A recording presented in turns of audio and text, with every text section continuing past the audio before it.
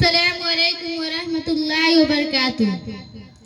अल्हम्दुलिल्लाहि रब्बिल आलमीन वस्सलातु वस्सलामु अला सय्यिदिल अंबिया'i वल मुरसलीन व अला आलिहि व अस्हाबिहि अजमाइन। अम्मा बाद फ़अऊज़ु बिल्लाहि मिनश शैतानिर रजीम। बिस्मिल्लाहिर रहमानिर रहीम।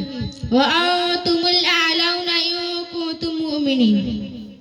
वह मुअज़्ज़ज़ थे ज़माने में मुसलमान होकर, वह मुअज़्ज़ज़ थे ज़माने में मुसलमान होकर, और हम खार हुए तारीख कुरान होकर, और हम खार हुए तारीख कुरान होकर। मोहतरम बुजुर्गों और दोस्तों, आज मेरी गुफ्तगू का मौजू मुसलमानों की तबाही और उसका इलाज है।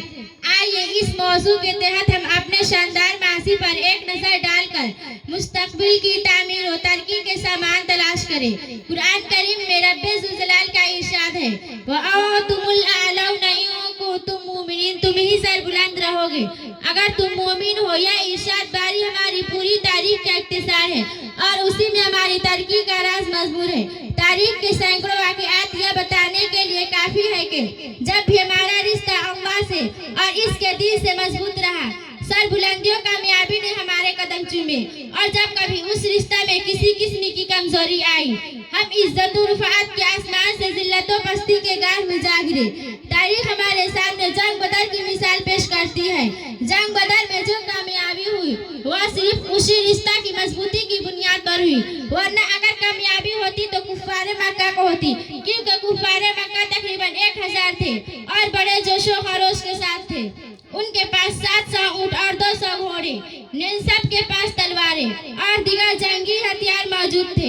इधर अबू जहल, उतबा, शिबा, वलीद, हंजला, उबैद, आस, हर्ष, उम्मे बिन खल्फ, नफरा बिन हास, अब्दुल मुतल्लिब जैसे शजाअत के पेकर और आज़मूदा कार थे। और इधर बेचारे मुसलमान बेसुरूर समान, कुल तादाद 313 सवारी के लिए कुल 2 घोड़े और 70 ऊंट है।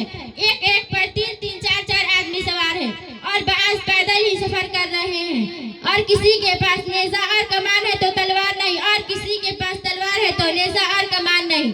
मोहतरम बुजुर्गों और दोस्तों, जब मकाम बदर पर पहुंचते हैं तो देखते हैं कि कुफ़ारे मक्का बुलंद मकाम पर ख़ीमा-ज़िन हो चुके हैं, जहां पानी की भी फरवानी है।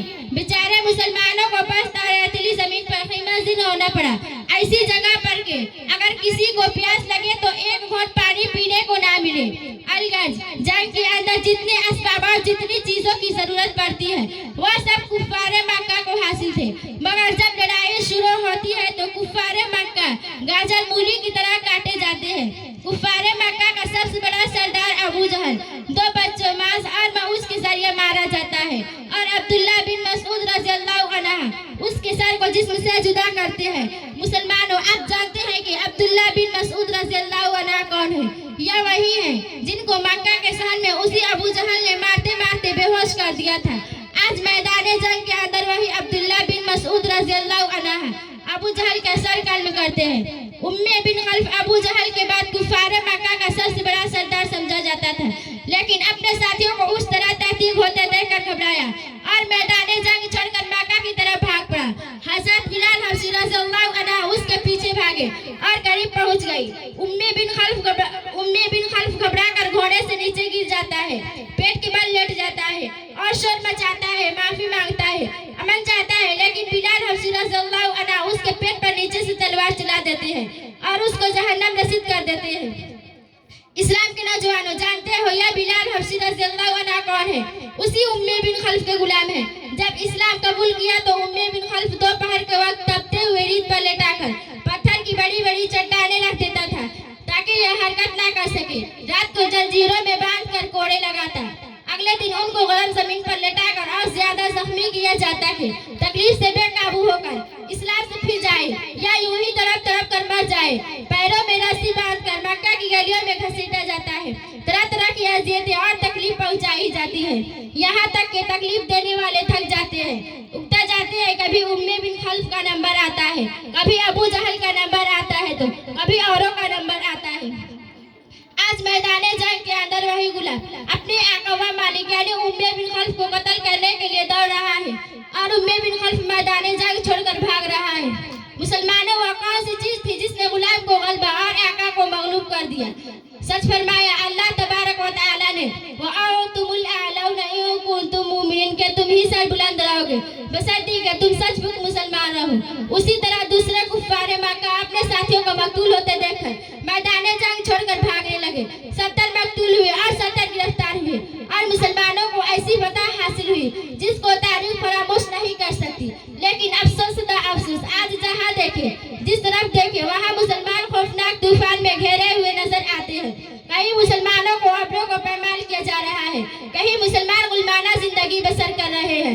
हज़रात, आज हम और तुम अंदस को नहीं जानते, हालांकि यह अंदस एक वक्त में मुसलमानों को सबसे बड़ी ताकत और हुकूमत थी। पूरी दुनिया में शान शौकत की शोहरत थी और वहाँ तकरीबन 750 साल मुसलमानों की हुकूमत रही। और आज वहाँ की हालत यह है कि एक मुसलमान भी नाम लेने को नजर नहीं आता। मुसलमानों के ऊपर तबाही उस तरह आई कि न सिर्फ यह कि मुसलमानों को बेघर किया गया, बल्कि मुसलमानों का कत्ल आम हुआ, इज्जतों अबरों को पामाल किया गया। हजारों मुसलमानों को अपना मजहब छोड़ने पर मजबूर किया गया। जिंदा मुसलमानों को आग में जलाया गया, जिंदा मुसलमानों को जमीन के अंदर दफन किया गया। यही वजह है कि आज वहाँ कोई कलमा पढ़ने वाला नजर नहीं आता। मुल्क भर नामे मुसलमानों को बेघर किया गया, मुसलमानों को अपना मजहब छोड़ने पर मजबूर किया गया। और उसी पर बस नहीं, बल्कि उसी मुल्क भर नामे मुसलमानों का कत्ल आम हुआ, इज्जतों अबरों को पामाल किया गया। हजारों नौजवानों को कत्ल कर दिया गया, बेशुमार औरतों को शहीद कर दिया गया, मासूम बच्चों को उनकी मां की गोद से जुदा कर दिया गया। उलमा कराम को सख्त से सख्त सजा दी गई, जबकि मुल्क भर में मुसलमानों की बहुत बड़ी तादाद मौजूद थी। मेरे मोहतरम बुजुर्गों, आप दूर ना जाओ, खुद अपने मुल्क को देखिए कि आज हमारे साथ क्या नहीं किया जा रहा है। कौन सी ऐसी मुस्लिम है जिनको हम बर्दाश्त नहीं कर रहा है, हालांकि उसी मुल्क के अंदर हमारी हुकूमत रही है। और आज हमारी हालत यह है कि आज हम इत्मीनान के साथ जिंदगी नहीं गुजार सकते। कहीं हमें कत्ल की तदबीरें सोची जाती है, मुल्क से निकालने के लिए मंसूबे बनाई जाती है, कहीं हमें गैर मुल्की कहकर बदनाम किया जाता है। मुसलमानों, आज क्यों हमारी हालत ऐसी हो गई है? किसी शायर ने क्या खूब कहा है, सोई हुई कौमें जाग उठे बेदार मुसलमान सोता है, सोई हुई कौमें जाग उठे बेदार मुसलमान सोता है। गवार कलम मोमिन में अब जज्बा ईमान सोता है, गवार कलम मोमिन में अब जज्बा ईमान सोता है। उम्मत मुसलमान के धड़कते दिलों, आज पूरी दुनिया हमारे लिए वहशतों व बर्बरीत के अम्मा जागा नबी हुए हैं। हालांकि एक जमाना था कि हम दुनिया की हर चीज सौंपी गई थी, जिस तरफ कदम बढ़ते और फैलते चले जाते थे। बातिल की कोई तो ताकत हमारी राह में हाल नहीं हो सकती थी। उल्लमा अकबर ने क्या ही खूब कहा है, मगरिब की वादियों में गूंजी आज़ा हमारी, मगरिब की वादियों में गूंजी आज़ा हमारी, थामता न था किसी से सिल रवा हमारा, थामता न था किसी से सिल रवा हमारा।